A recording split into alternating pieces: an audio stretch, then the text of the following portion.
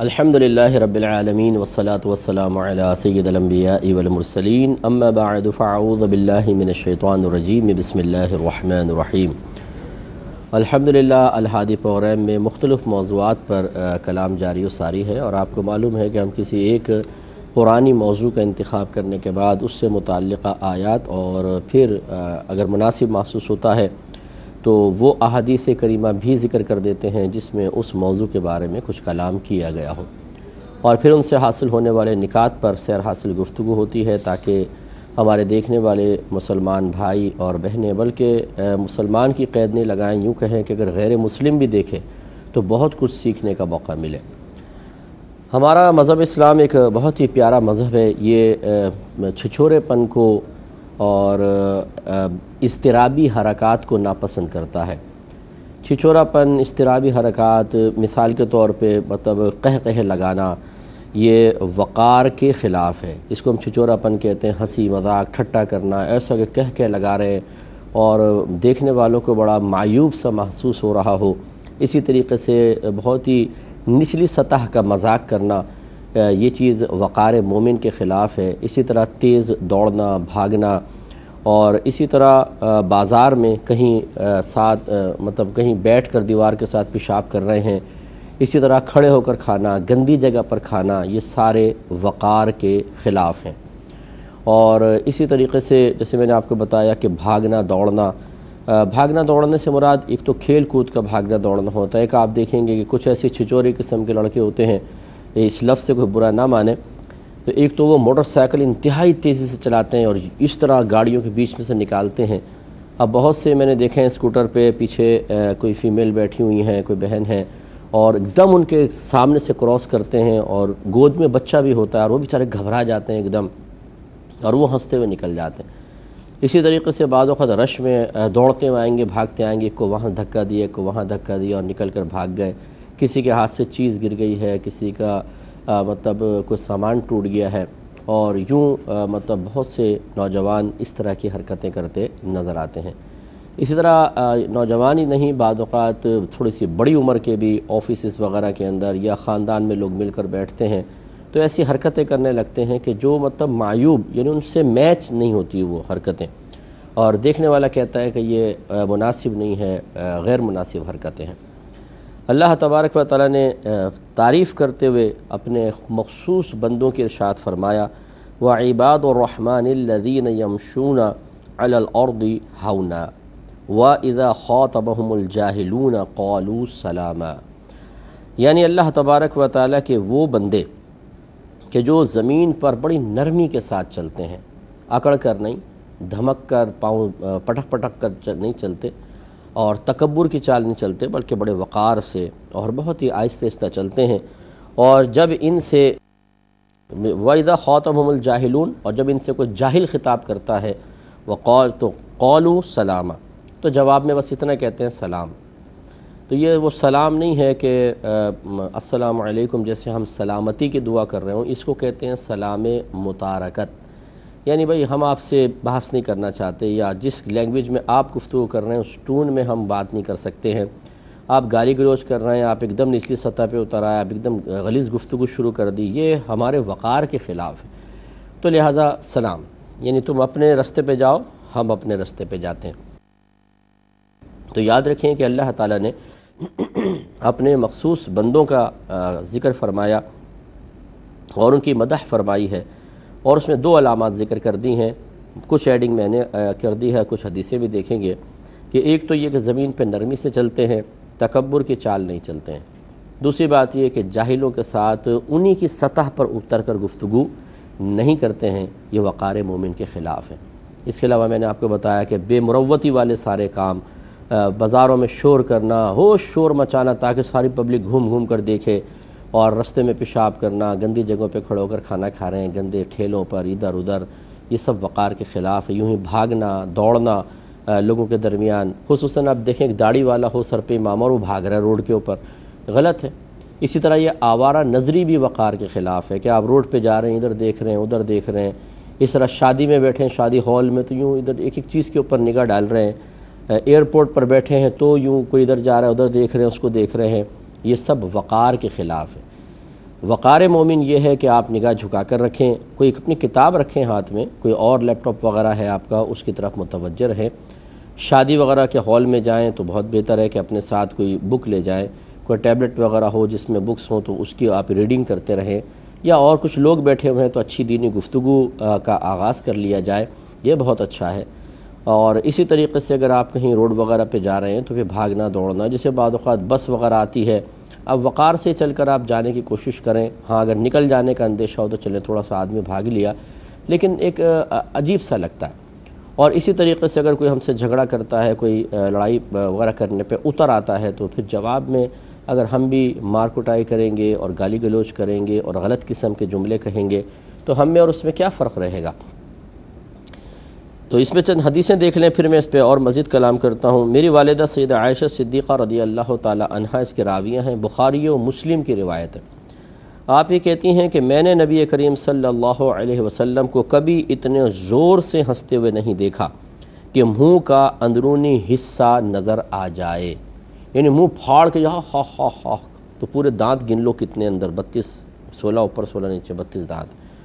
یا گندے دانت ہوتے ہیں، پان کھاتے ہیں اور گٹکے کھاتے ہیں اور کہہ کے لگا رہے ہیں، اچھا ان سے تو کہہ کے بھی نہیں لگتا، وہ یوں ہنس رہا ہوتا ہے۔ لیکن بعض ایسے ہوتے ہیں کہ چلو پان کی پیکے وکے پھینک لی، اب گندے دانتوں کے ساتھ ہنس رہے ہیں، وہ بھی نظر آ جاتا ہے۔ لیکن میرے آقا صلی اللہ علیہ وسلم نے کبھی اس طرح منہ کھول کے قہقہہ نہیں لگایا، بلکہ آپ فرماتی ہیں آپ صرف تبسم فرمایا کرتے تھے۔ تو یہ 3 ہنسنے کے درجے ہوتے ہیں، قہقہہ ہوتا ہے، ایک ضحک ہوتا ہے اور ایک تبسم ہوتا ہے۔ قہقہہ یہ ہے کہ اتنی آواز سے ہنسنا کہ اطراف کے سارے لوگ سنیں، یعنی قریب کے لوگ سن لیں، اور اس میں منہ بھی کھل جاتا ہے،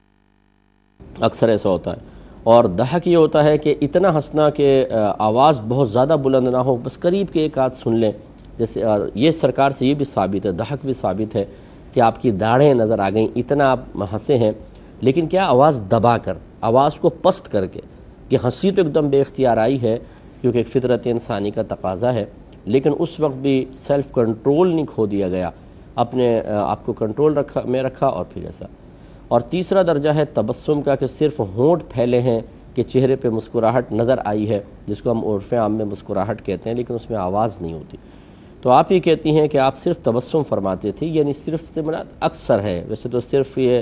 حصر کے لیے آ گیا، صرف ایسا ہی ہے، اس کے علاوہ نہیں، لیکن یہاں مراد ہے کہ میرے آقا صلی اللہ علیہ وسلم اکثر تبسم فرمایا کرتے تھے، کیونکہ میرے آقا صلی اللہ علیہ وسلم ہر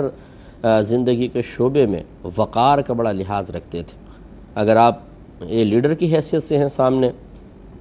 تب بھی وقار کا لحاظ ہے، گھر میں ہیں ایک باپ کی، ایک شوہر کی حیثیت سے ہیں، وقار مومن آپ کا بالکل برقرار رہتا تھا۔ اسی طرح استاد ہیں، آپ کے صحابہ شاگرد تھے، اس لحاظ سے بھی آپ کا وقار بالکل قائم رہتا تھا۔ تو حقیقت یہی ہے کہ اگر کوئی اپنے وقار کو قائم رکھنا چاہے یا شخصیت باوقار بنانا چاہے، اپنی شخصیت کو باوقار بنانا چاہے، تو نبی کریم صلی اللہ علیہ وسلم کی سیرت کا مطالعہ کرے، آپ کی عادات و اطوار کو دیکھے، آپ کے معمولات کو دیکھے اور ویسا ہی بن جائے، تو یعنی بننے کی کوشش کرے، تو بڑی باوقار اور باروب شخصیت بن جائے گی، اگر اللہ تعالیٰ کو منظور ہوا تو۔ ایسے ہی دیکھیں بخاری و مسلم کی روایت حضرت ابو ہریرہ رضی اللہ تعالی عنہ فرماتے ہیں کہ میں نے نبی کریم صلی اللہ علیہ وسلم کو فرماتے ہوئے سنا کہ نماز کھڑی ہو جائے تو دوڑتے ہوئے نہ آؤ، بلکہ سکون اور اطمینان کے ساتھ چل کر آؤ، جو مل جائے تو پڑھ لو اور جو رہ جائے اسے بعد میں پوری کر لو۔ یہ اس پہ پہلے بھی ہمارا تھوڑا سا کلام ہوا تھا کہ مسجد کے اندر دوڑنا ویسے ہی بے ادبی اور بے حرمتی ہے، اور پھر جماعت کے ذوق اور شوق میں کہ بھئی جو جماعت مل جائے، کہیں ثواب نہ نکل جائے، آدمی دوڑے بھاگے، تو اس میں وقار مومن کا مطلب خیال نہیں رہ سکتا، پھر وقار مومن زائل ہوتا ہے، اور اسی طریقے سے مسجد کی بھی بے حرمتی ہوتی ہے۔ اس لیے اچھی طریقے سے ہمیں بھی اس پہ غور کرنا چاہیے کہ جب جماعت جو واجب ہے اور اس کا بڑا ثواب ہے، اس میں اطمینان سے آنے کا حکم ہے، تو شریعت یہ کیسے پسند کر سکتی ہے کہ ہم باہر اپنے وقار کو زائل کریں؟ یعنی یہاں پہ دیکھیں نا، ایک طرف جماعت کا ثواب ہے اور ایک طرف وقار مومن ہے، تو حکم دیا کہ وقار کا لحاظ کرو، جماعت چاہے نکل جائے، بعد میں اس کو پڑھ لو، جو رکعت نکل جائے۔ تو اتنی امپورٹنس ہے شریعت کے نگاہوں میں ایک مومن کے وقار کی۔ اور ہم اپنے وقار کو کس طریقے سے زائل کر رہے ہیں یہ اللہ ہی بہتر جانتا ہے کہ کس قدر ہر چیز سے ہم اپنے آپ کو بے وقار بنا رہے ہیں، ہر شعبے میں بے وقار بنا رہے ہیں، یہ غلط چیز ہوتی ہے۔ اسی طرح نبی کریم صلی اللہ علیہ وسلم، یہ حضرت ابن عباس رضی اللہ تعالی عنہ اس کے راویوں کہتے ہیں کہ ذی الحجہ کی 9 تاریخ تھی، نبی کریم صلی اللہ علیہ وسلم کے ہمراہ ہم میدان عرفات سے واپس آ رہے تھے کہ رحمت کونین صلی اللہ علیہ وسلم نے اپنے پیچھے سخت جھڑکنے کی آواز سنی اور اونٹوں کا شور سنا، تو اپنی چابک مبارک سے اشارہ فرمایا اور لوگوں سے فرمایا کہ لوگوں اطمینان سے چلو، سواریاں دوڑانے میں کوئی نیکی نہیں ہے۔ یعنی عرفات سے منی کی طرف آ رہے تھے تو پہلے زمانے میں اونٹوں پہ سفر بھی ہوتا تھا اور پیدل بھی چل کر آتے تھے، تو پیچھے سرکار نے سماعت فرمایا کہ اونٹوں کو ذرا تیزی سے چلانے کی کوشش کی جا رہی ہے، اور اس میں ایک بے ہنگم سا شور سا پیدا ہوا، تو رحمت کونین صلی اللہ علیہ وسلم نے اس کو بھی وقار کے خلاف سمجھا، ان کو منع فرمایا کہ ایسا نہ کریں بلکہ سکون سے آنے کی کوشش کریں۔ سواریوں کو تیز دوڑانے سے کوئی ایسا نہیں ہوگا کہ آپ کی نیکیوں میں اضافہ ہو جائے کہ ہم پہلے منی پہنچ گئے اور کوئی بعد میں منی میں پہنچے تو جی پہلے پہنچے ان کا زیادہ ثواب ہے، جو بعد میں پہنچے کم ثواب ہے، ایسا نہیں ہے، بالکل اطمینان سے چلو۔ تو اس سے معلوم ہوا کہ آج کے اس پروگرام میں گزارش کرتا ہوں اپنے تمام دیکھنے والوں سے کہ اپنی عادات و اطوار پر ایک محاسبانہ نگاہ ہمیں ڈالنی چاہیے۔ ہر چیز میں وقار، مثال کے طور پہ جیسے میں نے آپ کو کہا سوچ میں بھی دیکھیں وقار ہونا چاہیے۔ میں یہاں سے آغاز کرتا ہوں کیونکہ جو کچھ آپ اور میں سوچ رہے ہیں، جو تصور جان بوجھ کے ذہن میں لا رہے ہیں، اس پر صرف اللہ تعالیٰ واقف ہے، یقینی سی بات ہے مخلوق کو نہیں پتہ۔ آپ آنکھ بند کر کے بیٹھے ہوئے ذہن میں کچھ سوچ رہے ہیں، یا بظاہر سامنے والوں کو بات چل رہی ہے ان کو طرف یوں دیکھ رہے ہیں لیکن ذہن میں کچھ اور فلم چل رہی ہے، تو یہ اللہ ہی جانتا ہے نا، باقی کوئی تو نہیں جانتا۔ اس میں بھی وقار کا لحاظ کہ ایسی سوچ نہ آئے، ایسی فکر کو ہم جگہ نہ دیں، ایسے تصورات جان بوجھ کے ذہن میں لے کر نہ آئیں جو گندے قسم کے ہوں، خراب قسم کے ہوں، غلط قسم کے ہوں۔ کسی کے گھر میں مہمان بیٹھے ہیں اور انہیں گھر کی خواتین کے بارے میں کوئی برا تصور ذہن میں جان بوجھ کے لانا، یہ اللہ ہی جانتا ہے نا، مطلب اللہ تعالیٰ کو معلوم ہے کہ ہم کیا سوچ رہے ہیں اور کیا ہمارے ذہن میں منصوبے چل رہے ہیں، اور کس منظر کو ہم ذہن میں لا کر معاذ اللہ ثم معاذ اللہ ناجائز حصول لذت کی کوشش کر رہے ہیں۔ تو وقار یہ ہے کہ ذہن میں صرف پاکیزگی ہو، خراب قسم کے خیالات کو کنٹرول کرنا، ان کو روکنا، بار بار روکنا، یہ ہم پر واجب ہے۔ بعض کہتے ہیں کہ اتنے خیالات کی یلغار ہوتی ہے، روکے تو روکے کیسے؟ تو یلغار اسی طرح ہوتی ہے کہ آپ مثال کے طور پہ ایک گائے کا ریوڑ آ رہا ہے، آپ سارے ریوڑ کو ایک دم روکنے کی کوشش کریں گے، رک جائے گا؟ لازم بات ہے کہ نہیں، ایک ایک کو پکڑیں، ایک ایک کو پکڑ کے ادھر جنگلے میں بند کریں، پھر آہستہ آہستہ پورا کنٹرول میں آ جائے گا۔ تو یوں ہوتا ہے کہ ہم پہلے ایک دو سوچوں کو روکیں، پھر تیسری، چوتھی، پانچویں، بند تو باندھیں۔ ہم ساری سوچوں کو یا تو ایک دم روکنا چاہتے ہیں یا ایک دم بے بس ہو کے ایک دم کہتے ہیں کہ بس آ جاؤ، تو یہ غلط طریقہ کار ہے۔ دوسرا ہے نگاہوں کا وقار، جسے میں نے آپ کو بتایا کہ بد نگاہی کرنا، اور دوسرا آوارہ نظری کرنا۔ آوارہ نظری کا مطلب یہ کہ نگاہوں کو آزاد چھوڑ دینا۔ جو اب میں نے مثالیں دی تھیں کہ جیسے ایئرپورٹ پہ بیٹھے ہیں تو یہ بس دیکھ رہے ہیں یہ کیسا ہے وہ کیسا ہے، اسی طریقے سے اسٹیشن پہ چلے گئے، بس کے اڈے پہ کھڑے ہوئے ہیں، اور ہمارے ہاں تو مطلب روڈ پہ بھی کھڑے ہیں تو ہمارے یہاں آوارہ نظری چلتی رہتی ہے۔ باہر کے ملکوں میں نے دیکھا ہے اگر کوئی بس اسٹاپ پہ کھڑا ہوتا ہے تو کوئی نہ کوئی بک اس کے ہاتھ میں ہوتی ہے۔ بہت کم میں نے دیکھا ہے کوئی آوارہ نظری کر رہا ہو، وہ اپنے کام سے کام رکھتے ہیں، کوئی نہ کوئی بک پڑھتے رہتے ہیں یا کسی موبائل میں لگے ہوں گے۔ یوں نہیں دیکھا کہ وہ چلتے پھرتے لوگوں کو دیکھ رہے ہوں اور ایسا ہو، حالانکہ ان کے ہاں تو خیر وہ عبادت سمجھ کے تو نہیں کرتے ہیں، نہ ان کو اپنے کوئی وقار میں اضافہ مطلوب ہوتا ہے، لیکن اچھی عادت ہے جو میں نے دیکھا کہ یہ واقعی مومن کے ساتھ ہونی چاہیے۔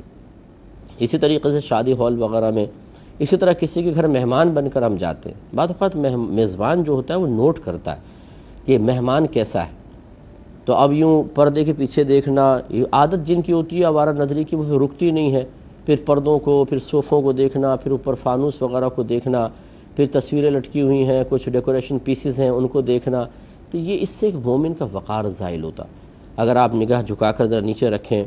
اور گفتگو میں ہیں تو ٹھیک ہے، ورنہ آنکھیں بند کر کے ہی کچھ آپ سوچتے رہیں تو اس سے ایک وقار بنتا ہے، ایک روب شخصیت کا قائم ہوتا ہے۔ اسی طریقے سے سننے کے سلسلے میں باوقار بننا،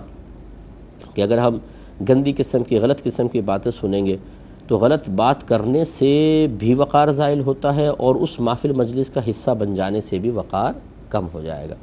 مثال کے طور پہ کسی آفس میں 10 آدمی ہیں، 4 آدمی سنجیدہ ہیں اور اچھے ذہن کے آدمی ہیں، چوری باتیں نہیں کرتے ہیں، گندی باتیں نہیں کرتے ہیں، 4 ادھر بیٹھے ہوئے ہیں، 6 ایسے ہی ہیں، یعنی ان میں چلے 5 ایسے ہیں، ایک آپ ہیں، اور آپ ان 4 کے ساتھ نہیں بیٹھتے، ان 5 کے ساتھ بیٹھ جاتے ہیں جا کر، تو چاہے آپ کچھ بھی نہ کر رہے ہوں، اگر یہ 4 اچھے ذہن کے لوگ ہیں، ان کی نگاہوں میں آپ کا وقار کم ہو جائے گا اور وہ کہیں گے یہ انہی کیسے ایسے ہیں۔ اسی لیے جو باوقار قسم کے لوگ ہیں انہیں نہیں چاہیے کہ روڈ پر 4-5 آوارہ لڑکے کھڑے ہوں تو ان کے ساتھ جا کر بھی کھڑے بھی ہو جائیں، یہ بھی صحیح نہیں ہوتا، یا فٹ پاتھ پر بیٹھ جائیں۔ گزرنے والوں کو کیا پتہ کہ آپ ان کی کسی خراب گفتگو میں حصے دار بن رہے ہیں کہ نہیں بن رہے ہیں۔ اب ایک دیندار آدمی ہے اور پینٹ شرٹ پہنے ہوئے لڑکے بیٹھے ہوئے جو سیٹیاں بجا رہے ہیں اور چھچوری باتیں کر رہے ہیں، روڈ کے اوپر شور مچا رہے ہیں، چیخ رہے ہیں تاکہ دور سے لوگ، بس وہ ہوتا ہے کہ مرکز نگاہ بننے کا بڑا شوق ہوتا ہے، تو پھر وہ گزرتے ہوئے لوگ پلٹ کے دیکھ رہے ہیں، ان کو اسی میں مزہ آتا ہے، اور ان کے ساتھ آپ بیٹھے ہوئے ہیں، تو پھر یقینی سی بات ہے جو ساتھ بیٹھا ہے اس کی شخصیت میں وقار تو قائم نہیں ہوگا۔ اس سے بہتر یہ ہے کہ چاہے گھر میں بوریت ہو رہی ہو، آدمی اپنے آپ کو گھر میں گھر والوں کے ساتھ بیٹھیں، گھر میں مقید کریں، اور کوئی اچھا پروگرام آ رہا تو ٹی وی پہ پروگرام دیکھ لیں، لیکن اس جگہ ایسی جگہ نہ بیٹھیں کہ اس سے وقار زائل ہوتا ہے۔ تو خراب بات سننے سے بھی وقار زائل ہوتا ہے۔ اسی طرح خراب بات کہنا، گندی بات کہہ دی، گالی بک دی، آپ کوئی اگر شریف آدمی ہے نا، بالکل داڑھی ہے یا داڑھی نہیں بھی ہے، نمازی آدمی ہے، اس کے منہ سے اچانک کوئی گالی نکل جائے جس کا جو مطلب لوگ توقع نہ کر رہے ہوں کہ اس کے منہ سے ایسی بات نکلے گی، اور تو بھی سارے حیران ہو جاتے ہیں، یار ہمیں تو مطلب ہم سوچ بھی نہیں سکتے تھے یہ ایسی بات کہہ سکتا ہے۔ تو یوں ہوتا ہے بعض اوقات بڑی ہی سطحی قسم کی، غلیظ قسم کی بات زبان سے نکلتی ہے، گالی نکل جاتی ہے، یہ غلط رویہ ہوتا ہے، ان سے ہمیں بچنا چاہیے۔ تو محاسبہ اگر کریں، میں بھی کرتا ہوں، آپ بھی کریں، اس قسم کی چیزوں کو دور کرنا بہت ضروری ہے۔ اللہ تعالیٰ عمل کی توفیق عطا فرمائے، آمین۔ وآخر دعوانا ان الحمد للہ رب العالمین۔